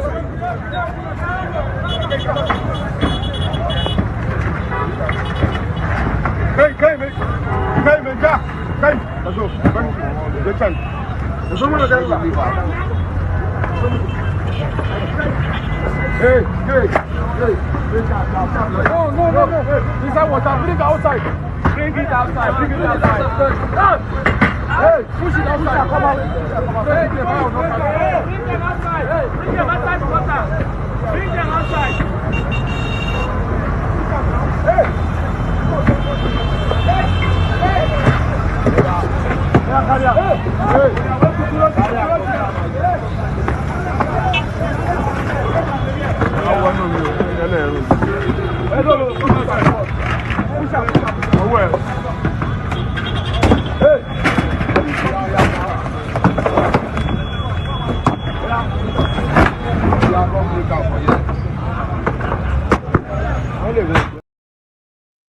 You see that body in the middle of the road as well? Yeah, that's in Lagos. And this is also Lagos.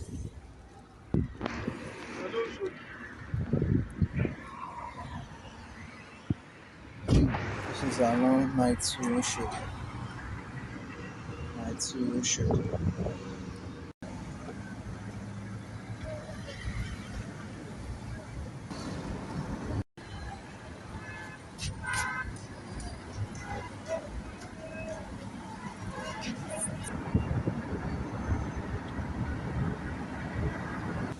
This one, where the first accident is.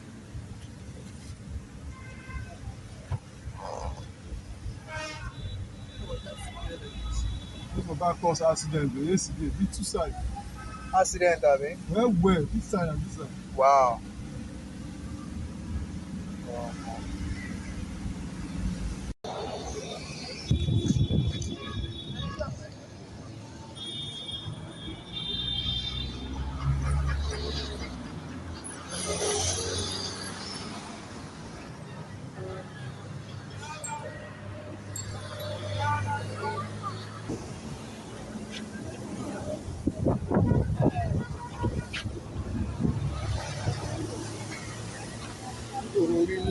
Lagos. Orile Lagos. Orile Lagos.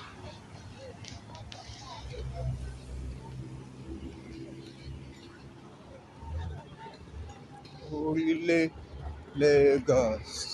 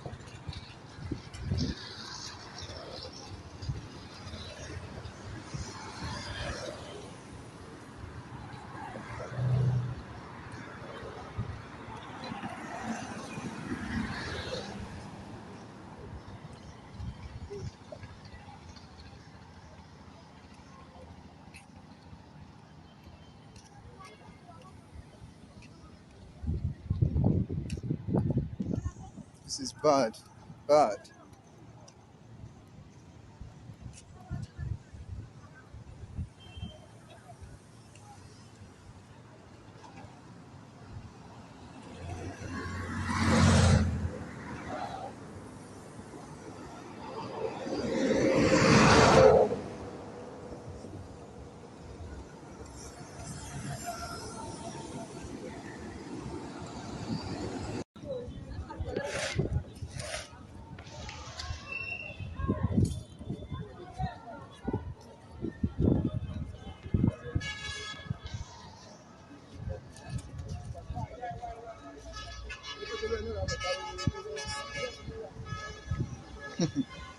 This is somewhere in Orile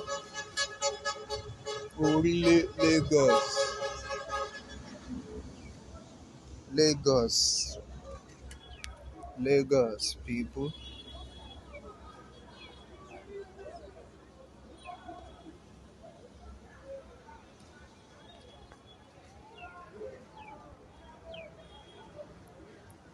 Romo.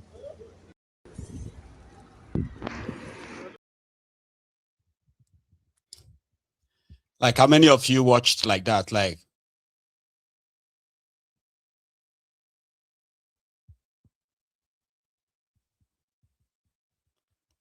throughout the video, I did. And I bet I'm probably not alone, right? Some people were shocked to see that that was really just 12 hours ago. That's not like Orile Lagos last month, 2 months ago, or 3 months ago. No. It was like less than 24 hours ago. So you can just picture all of that together, right? There is no single site of a waste bin or waste skip, like public waste skip, put in place in the stretch, in that stretch of that road. Not a single one. And of course, yeah, they turned the entire place into their own dump site. So government will come. They will bring trucks. They will bring these compacted trucks, right? So they will bring all of these workers. They will come and scrape everything. They will take pictures, and then they are gone. 2 months, 3 months after that, the place returned to the same old way. And then they repeat that again until it gets the people's attention again and again and again. So even if you have left Orile 20 years ago, that you have even heard that they have built new road, they've constructed some new bridges, yeah? And you are expecting that the place should have actually changed. Then you get there, you see this new road, all littered, dirty. And you're just so disappointed, like, man, nothing changes, man. The more things changes, the more they remain the same. I think that's a French proverb. I don't know how to say it in French, but I heard that it's a French proverb. The more things changes, the more they remain the same. And for Ronukus, everything has changed, including their mothers frying akara, their sisters frying akara or selling kuli instead of doing, what do you call that one? Olusho. When in actual fact, a lot of women, married or unmarried, young or old, have been accused of surviving by just, they are, most of them are now like surviving on their Toto currency or something, or Toto coin, they call it, to survive in Nigeria. But Runukus, a lot has changed. Is it not better? Is it not better to be noble than to be doing filthy things? It's better they know you as a karasela than to be known as an arm robber. It's better they know you as a kuli seller than to be known as a prostitute. It's better they know you as a body seller than to be tagged as a hookup girl or hookup woman or sugar mom. So we want our mothers to be noble. Start something small. When the first lady give 100 million naira to a state and say empower 2,000 women, empower 1,000 women. She also urged the first ladies of the state, she go that you as the first lady add to it, empower more women. Is it only this grant that the first lady did? You people don't remember when she donated 2 billion to tuberculosis cases. You don't remember when she donated 1 billion to solve malnutrition. You don't remember when she donated 1.5 billion to solve the high growth of cancer operation in our hospitals. So we shouldn't look at one selling of akara. Selling of akara. My mother sells akara. My mother sells akara. When the first lady gave that grant, she didn't tell any woman that this 50,000 naira, 100,000 naira, are giving you, go and sell akara. They said we support your petty business. It is in your own jurisdiction to go and decide what you want to use it to do. It was the question that was thrown and an example that she gave with akara, kuli, bole, puff. We want to appreciate you twisting. I mean, they have to defend it. Okay? I've got nothing more to say. By the way, there is the report of more Nigerians now returning back to Nigeria or being evacuated from South Africa, as we realize that the violence of this, the violence against the immigrants, according to this xenophobic match guys in South Africa. So yesterday, Nigeria received some of the new returnees. So did today as well.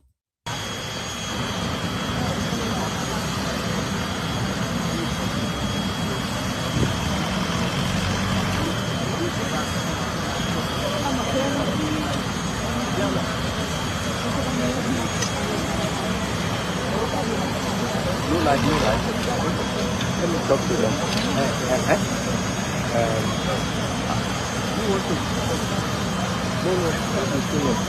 When they are ready, they will let us know.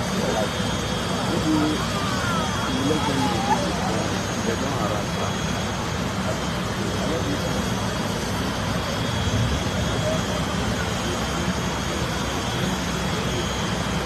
You are you your phone.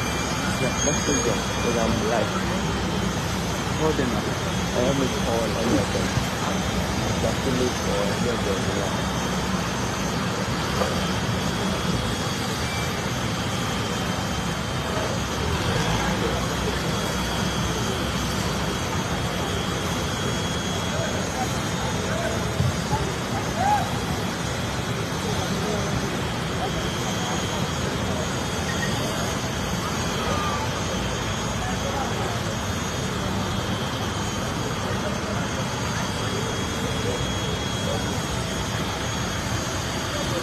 Hello?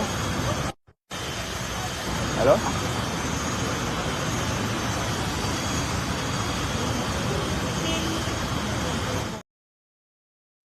Let's save time.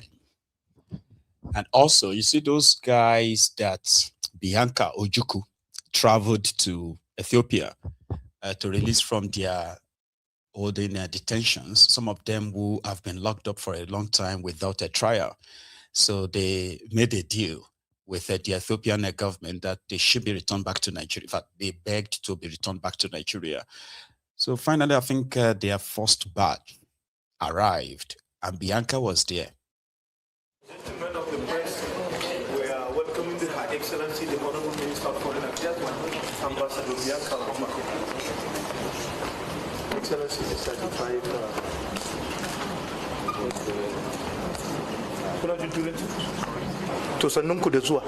We're also using this opportunity to appeal to the government of Sokoto State. The boys will be returning to Sokoto tomorrow. We have also alerted their relatives to be at the airport. This was a 3-hour journey by road from Sokoto to Abidjan.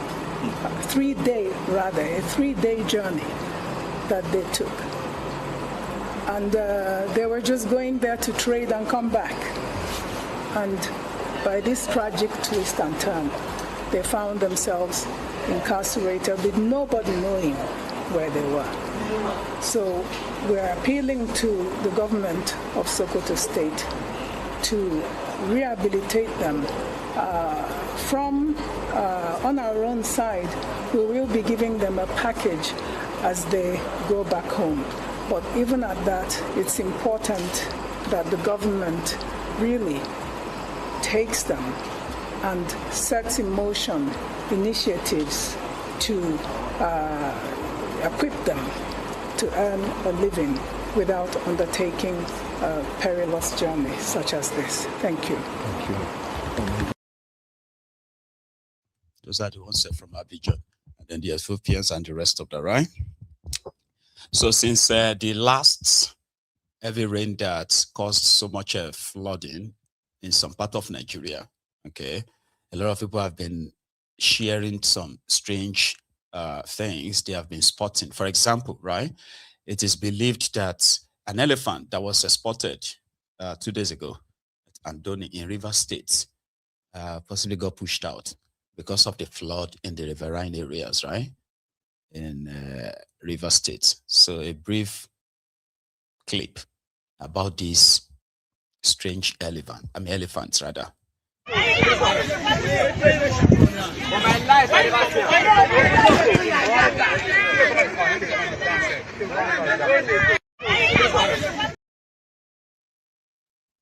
And just this morning, another farmer in Ijebu-Igbo, my own paternal hometown, right? A cocoa farmer, spotted one on his own farm.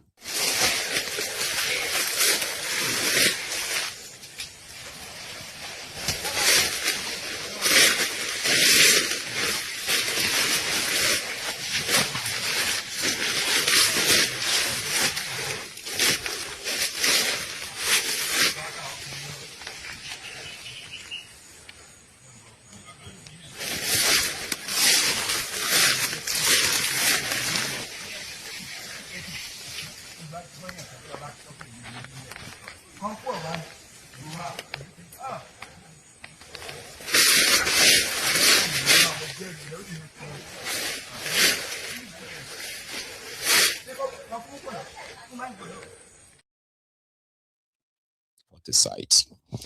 And on that note, I'm going to, no, not on that note, all right? There is one more where a YouTuber, put it that way, decided to expose another fraudulent activities of those in government, this time in Kwara State, where a damaged bridge was rebudgeted. I mean, the reconstruction of a damaged bridge was supposed to cost 1.2 billion naira.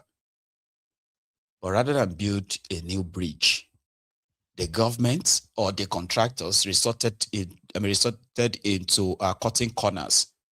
They bought 40-feet containers, right? And they put them in the middle of the dam, okay, where they had the old bridge. They just cover it with sand to serve as the bridge, 1.2 billion naira bridge, somewhere in Kwara State. Ibi àbá Adébáyọ̀ ti wá di wípé kálukú ti wá fọkàn balẹ̀ pé wọ́n lọ́nà yóò da ọ̀nà ti dá báyìí. Iṣẹ́ tá a fi rán ewúrẹ́, àbá kò sí bí ajá ṣe fẹ́ ya dìgbòlugi tó bọ́ sí fẹ́ smart tó kò lè jẹ. Ẹ wo ọ̀nà wa. Ẹ rí pé bẹ́ẹ̀ bá wo láti ibi tó ti bẹ̀rẹ̀ báyìí nísìn débi ojú odò gbogbo nǹkan òun ṣe kíni. Ọ̀tọ̀ọ̀bà irọ́ wa ti pin báyìí.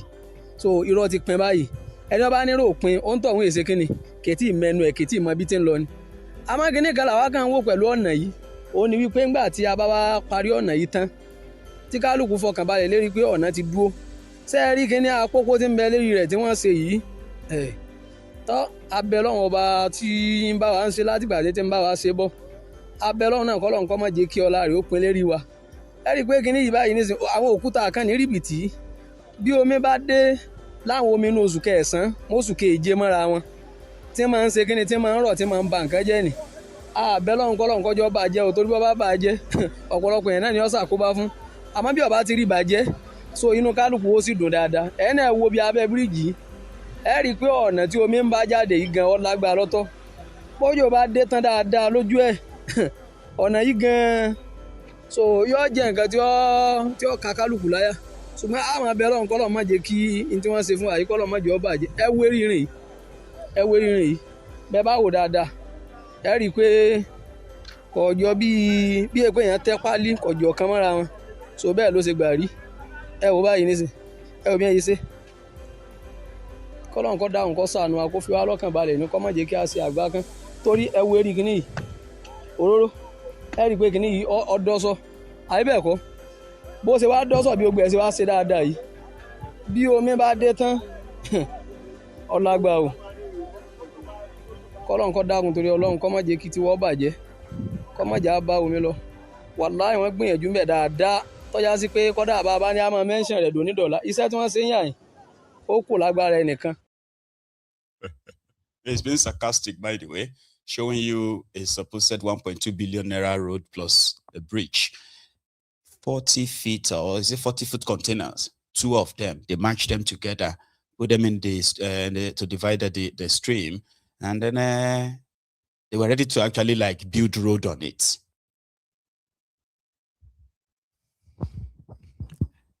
May God help Nigeria, and may Nigerians help themselves. So thank you so much for your time this evening, okay? We'll wrap it up now, and we shall see another time, okay? Well, please like the broadcast if you haven't already, okay? Like it before you go, and I will see you again. Good night.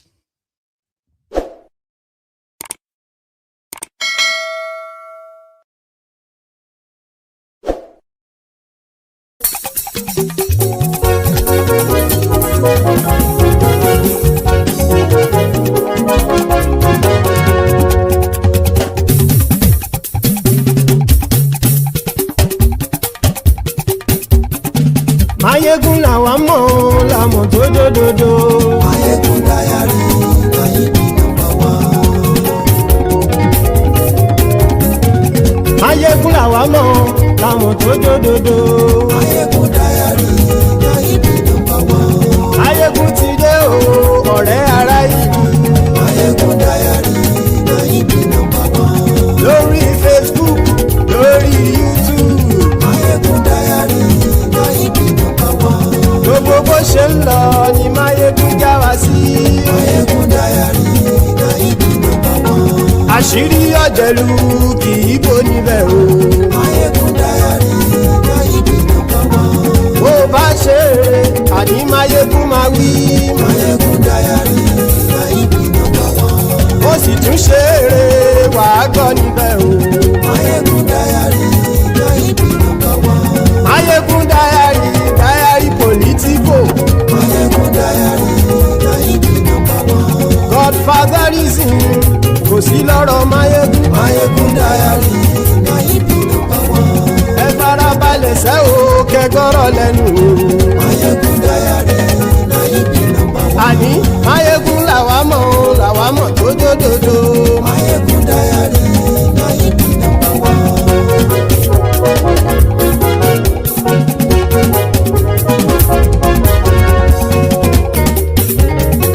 àní ẹ̀sùn ràkì. máyégún ti dé. máyégún ti dé. ọ̀jẹ̀lú ẹ̀sùn ràkì. máyégún ti dé. àní ẹ̀sùn ràkì. máyégún ti dé. lórí Facebook. máyégún ti dé. àní ẹ̀sùn ràkì. máyégún ti dé. lórí YouTube. máyégún ti dé. àní ẹ̀sùn ràkì. máyégún ti dé. bọ́ bàbá gbé wúrẹ́. máyégún máa wí. àní ẹ̀sùn ràkì. máyégún ti dé. ijó ìgbádìyẹ. máyégún máa wí. àní ẹ̀sùn ràkì. máyégún ti dé. bí Presidiot bá rúfin o. máyégún máa wí. àní ẹ̀sùn ràkì. máyégún ti dé. bí gómìnà kówó jẹ. máyégún máa wí. àní ẹ̀sùn ràkì. máyégún ti dé. ọlọ́pàá tí ń darí bá. máyégún máa wí. àní ẹ̀sùn ràkì. máyégún ti dé. aṣòfin tí ń rúfin o. máyégún máa wí. àní ẹ̀sùn ràkì. máyégún ti dé. òpùrọ́ olóṣèlú. máyégún máa wí. àní ẹ̀sùn ràkì. máyégún ti dé. ọ̀jẹ̀lú ẹ̀sùn ràkì. máyégún ti dé. àní ẹ̀sùn ràkì. máyégún ti dé.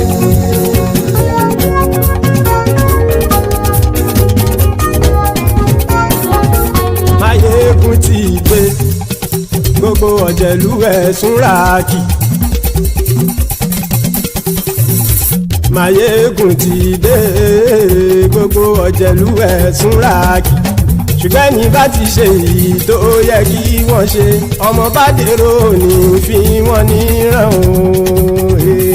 máyégún ti dé. gbogbo ọ̀jẹ̀lú ẹ̀sùn ràkì. máyégún ti dé. gbogbo ọ̀jẹ̀lú ẹ̀sùn ràkì. ṣùgbọ́n ní bá ti ṣe èyí tó yẹ kí wọ́n ṣe ọmọ bá dèrò ní fi wọ́n níran. wọ́n fowó bẹ́ẹ̀ o máyégún ó sọ pé wọ́n ò bẹ́ẹ̀ bẹ́ẹ̀. wọ́n fowó bẹ́ẹ̀ máyégún ó sọ pé wọ́n ò bẹ́ẹ̀ bẹ́ẹ̀. oníkan ṣáàtì ṣe èyí tó yẹ kí wọ́n ṣe fáwọn ará ìlú tó gbé wọn débẹ̀ o. àyè máyégún ti dé. gbogbo ọ̀jẹ̀lú ẹ̀sùn ràkì. máyégún ti dé. gbogbo ọ̀jẹ̀lú ẹ̀sùn ràkì. ṣùgbọ́n ní má ti ṣe yìí tó yẹ kí wọ́n ṣe ọmọ bá dẹ́rọ̀ ò ní fi wọ́n níran. kì máa yí ṣeré ọ̀rọ̀ yìí kì í ṣẹ̀fẹ̀. kì máa yí ṣeré ọ̀rọ̀ yìí kì í ṣẹ̀fẹ̀. ẹni bá ti lè lẹ́bọ̀ lẹ́rù o ọmọ bá dèrò kàṣàyè tú wọn síta. máyégún ti dé. gbogbo ọ̀jẹ̀lú ẹ̀sùn ràkì. máyégún ti dé. gbogbo ọ̀jẹ̀lú ẹ̀sùn ràkì. ṣùgbọ́n ní bá ti ṣe yìí tó yẹ kí wọ́n ṣe ọmọ bá dẹ́rọ̀ ò ní fi wọ́n níran. tẹnitẹni ọmọ máyégún ọ̀rẹ́ ara ìlú mọ̀mọ́ ni mo fọlọ́hún sọ ẹ̀ bá kìlẹ́bù. lóòótọ́ olódodo ìlú ọ̀tá ìlú mọ̀mọ́ ni ìwọ ṣá máa ń ṣọ́ra kò sì mọ́ bẹ̀rù. bọ́tà ń lè rí bóníṣègùn lé káwọn mọ̀mọ́ fi ṣera wọn ni ó ti dẹrùn tí wọn ò gbọ́dọ̀ sì mọ́ bẹ̀. èèpo ọ̀bọ̀lọmọ bá dérò tàjẹ́ ò gbọ́dọ̀ jẹ́ ó ti dọba lórí àbínú ẹni kò sì mọ́ bùyà. àìsíwọ́lu ní ẹnìkẹ́ ìgbódì ẹyin lábàrá o ó kó ẹni tó bá dán o àkàmù. máyégún ti dé. gbogbo ọ̀jẹ̀lú ẹ̀ tún ràkì. Máyégún ti dé gbogbo ọ̀jẹ̀lúwẹ̀ súnra kí o ẹni bá ti ṣe yìí tó yẹ kí wọ́n ṣe ọmọ bá dèrò òní fi wọ́n níran o. Máyégún ti dé gbogbo ọ̀jẹ̀lúwẹ̀ súnra kí. Máyégún ti dé gbogbo ọ̀jẹ̀lúwẹ̀ súnra kí. Ṣùgbọ́n ní bá ti ṣe yìí tó yẹ kí wọ́n ṣe ọmọ bá dèrò òní fi wọ́n níran.